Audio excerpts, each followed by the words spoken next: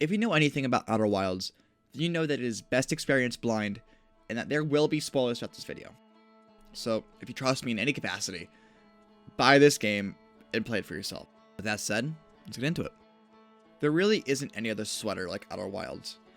Almost every game gives you an objective with a marker or path to follow to the next story beat. I mean, that isn't a bad thing at all. There's reason that it's a staple in the medium. In fact, some games would probably just be straight up unplayable without these systems in place. Now, whether you think that's a good or bad thing, it's up to you at this point. But the point is, without these mechanics, our favorite games would probably suck ass. Now, this is unlike Outer Wilds, where you can look at something and you can just go there without needing any reason to. Now, if you've watched this far without playing the game and you're liking what you see on the screen, this is your last warning to play it. When I started, I woke up and I was told to find Hornfels for the launch codes. I walked around, talked to some of the other people in my village, and now you see I just woke up from my traditional night under the stars that every astronaut takes before their first flight, which I was about to do. However, I was interrupted by this giant fucking goat statue that showed me memories of my favorite concert.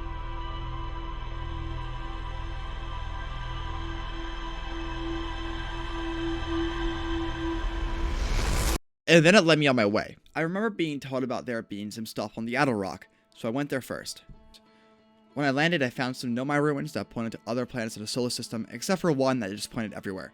Below the ruins, I read some scrolls and learned that this was a locator for something called the Eye of the Universe, and since this one didn't work, the Nomai wanted to build a better one in the South Pole of Brittle Hollow. After reading everything, I walked around and found a homie straight chillin'. While I was talking to Esker, I noticed the sun was rather large, like larger than usual.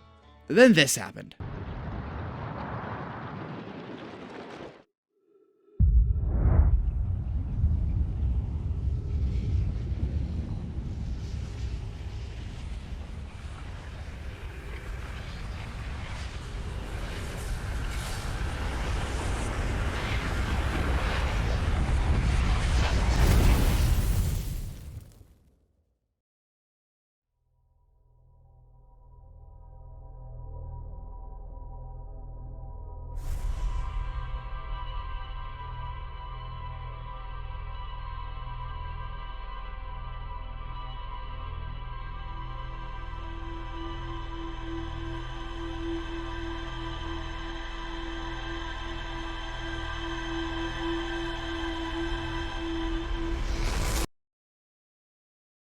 And then I woke up under the stars before my first flight, as is tradition.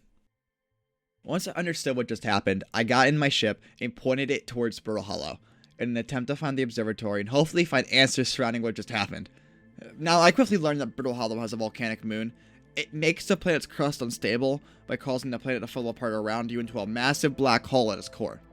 I later learned that I'll have to go down below the surface to find the observatory. So here I am, walking on walls, going upside down, when all of a sudden, I'm back in space. Now, this happened a lot. Like a lot. To where eventually my knowledge of the planet allowed me to make it to the observatory with only a few close calls. Once inside, I was given a plethora of new knowledge that led me to even more questions, like, what is the eye of the universe? What is orbiting giants deep? And what's up with the quantum moon? It only went to fuel my curiosity, and slowly over time, I started to pull up more threads. I started learning the secrets of the quantum moon and Solanum.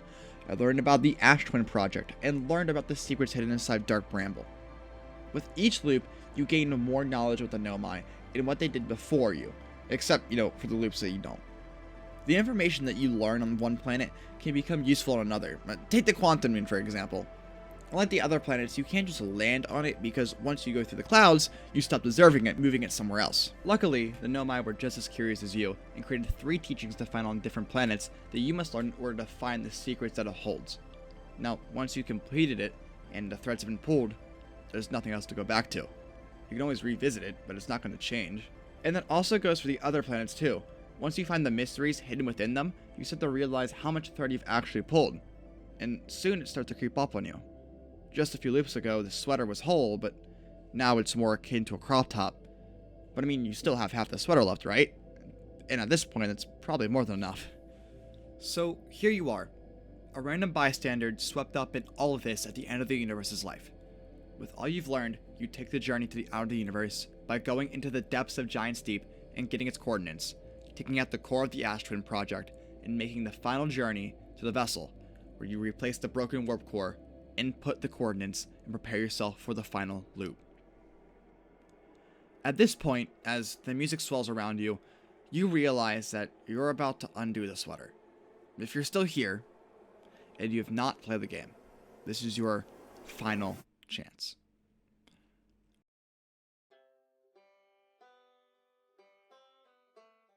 This game is all about exploration and people discovering the unknown, not because it's scary, but because it's exciting. But it's also about how nothing lasts forever. Throughout the game, your universe is dying, as seen by the supernova that happens all around you, and you, as the player, must make the decision to create a new universe and accept that the sweater is unraveled. And there is nothing else to see but the end, as you and your friends all accept that it is time to move on. Everything has an ending, and that's what makes the journey beautiful. I played through this game right before leaving for college, which means leaving my comfortable life and stepping into the unknown, which is exciting, not knowing what's going to come next. Because once you're done pulling that thread, all you're left with is a ball of string, and you have to accept that the sweater is gone. There will never be another sweater like it. Even if you buy a new one, it will never be the same. There is no sweater like Outer Wilds. Everything comes to an end, but that leaves space for new beginnings. Anyway, thank you for watching the video. These will definitely take a little bit longer now. I'm going to be in college, so I hope you guys are willing to take the journey with me. Thank you. Goodbye.